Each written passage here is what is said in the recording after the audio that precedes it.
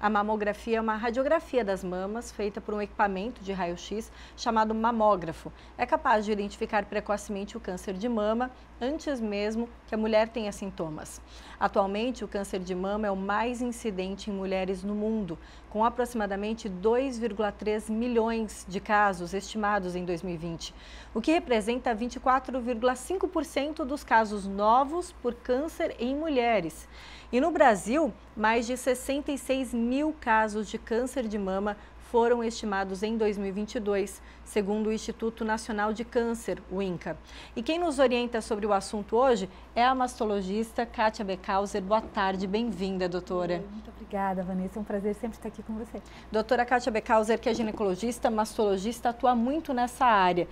Como que é a leitura do aparelho de mamografia, né? O que ele identifica? Então, o aparelho de mamografia, a gente faz duas incidências. A gente diz que uma incidência é a crânio-caudal, que é um feixe que vai aqui por cima, tá? E que pega a parte medial e a parte lateral. E a segunda incidência, você aperta ao contrário. Então, você vê a parte superior e a parte inferior. A mamografia, ela serve para mostrar desde alterações na pele, a gente pode ver edema de pele, nódulos, mas o principal hoje, né, a principal função da mamografia, e por isso que ela é tão importante, a gente ainda mantém ela, o mundo mantém como sendo o principal exame de rastreamento de câncer de mama, é exatamente a identificação de microcalcificações.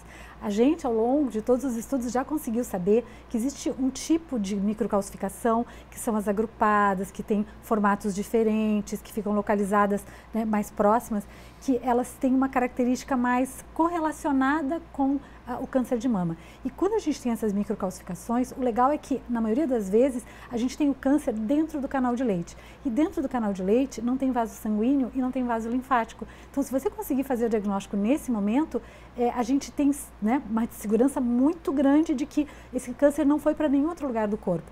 Porque o câncer na mama, localmente a gente até consegue controlar, você opera, você tira parte, você tira toda, você reconstrói depois, mas o risco é justamente quando ele da mama vai para outro lugar, e aí que a gente precisa fazer quimioterapia, entende que os processos já começam a ser muito mais desconfortáveis e tem mais efeitos colaterais para o paciente. Doutora, o que você nos explica agora é exatamente aquilo que a gente mais quer, um diagnóstico precoce, Exato. Inicial, que possa evitar um tratamento doloroso, né, para essa mulher. Exatamente. Claro que assim, quanto antes você descobrir, quanto menor for o nódulo e quanto, né, se você conseguir fazer o diagnóstico ainda como microcalcificações, o risco, né, de ele ir para algum outro lugar é muito menor e a possibilidade de cura é de praticamente 100%. A gente se você descobre nas microcalcificações, 100% de cura, é tudo que a gente gostaria. É tudo que gostaria, então 100% de cura com essa identificação dessas microcalcificações que são identificadas pela mamografia. Aí a pergunta, o ultrassom não identifica isso? Não, o ultrassom não identifica,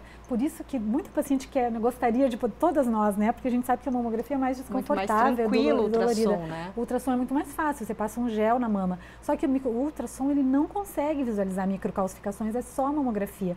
A ressonância, que é super sensível, que quando a gente tem dúvida em algum nódulo, alguma área no ultrassom e na mamografia, ela serve para nos elucidar, né, essa imagem, mas ela também não vê microcalcificação. Então, infelizmente, né, a gente sabe que ainda hoje, no mundo inteiro, o exame de rastreamento para você fazer detecção precoce do câncer de mama ainda é a mamografia. Um mamógrafo. Doutora Kátia, por exemplo, tem uma indicação de idade, por exemplo, essas microcalcificações, elas costumam aparecer já em mulheres jovens? Como que a gente sabe se deve fazer a mamografia, se ainda é período de ficar com ultrassom?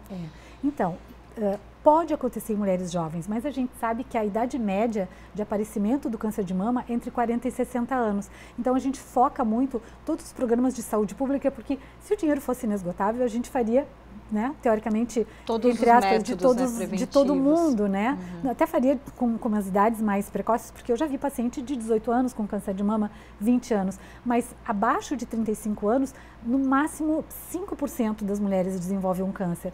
Acima de 75, até porque de 70 anos, até porque, infelizmente, a gente tem uma expectativa de vida que não vai tanto além, a gente também vê pouco. Mas dos 40 aos 60, né, a gente amplia um pouquinho, alto índice. É o mais comum. Então, a gente foca muito a nossa prevenção nessa faixa etária. A gente vai encontrar o maior número de pacientes nessa faixa etária, o que não significa que você tenha que fazer, não possa fazer antes. Então, por exemplo, a gente divide mamografia de diagnóstico e mamografia de rastreamento.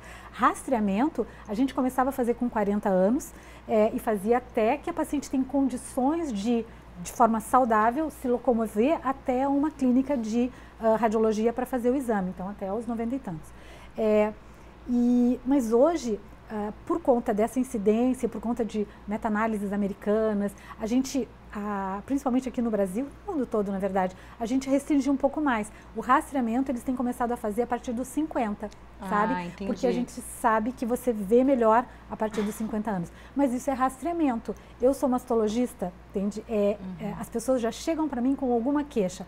Eu acho que eu tenho um nódulo, eu acho que eu tô com dor, eu tenho alguma queixa. Muitas vezes essa queixa já percebida no autoexame, o autotoque? Muitas vezes já percebida. Então, assim, independente da idade, quando você pensa em diagnóstico, você vai fazer na idade que a paciente tiver com o sintoma que você, como médico, vai julgar que é suspeito e aí você vai pedir para todo mundo que precisar. A gente falou até agora do autotoque, né? Desse autoexame que toda mulher deve fazer em casa, se observar, se tocar. De que forma que a gente pode prevenir ao máximo, né, o câncer de mama, doutora? Então, olha só, uma coisa bem importante que a gente, né, não tem essa noção é assim, nos Estados Unidos, no Canadá, tem de países ricos da Europa, a gente consegue fazer um rastreamento com um mamógrafo em 70%, 75% das mulheres em idade de risco. Você tem ideia de quanto a gente faz aqui no Brasil? Tem muito menos? Santa Catarina, que é um dos melhores estados, juntos com São Paulo e Rio Grande do Sul, que são estados, teoricamente, com pessoas com nível sociocultural que querem fazer mamografia, que procuram, e com nível financeiro também, é só de 35%. Nossa, tá? muito menos então do que lá muito baixo, a gente faz muito pouco diagnóstico precoce. E por isso que, infelizmente, no Brasil, a gente ainda tem cânceres de mama sendo diagnosticados com uma média de 3 centímetros, 3,5 centímetros. Demorou muito para encontrar, 3 centímetros, né? é um pêssego pequeno, é uma mecha.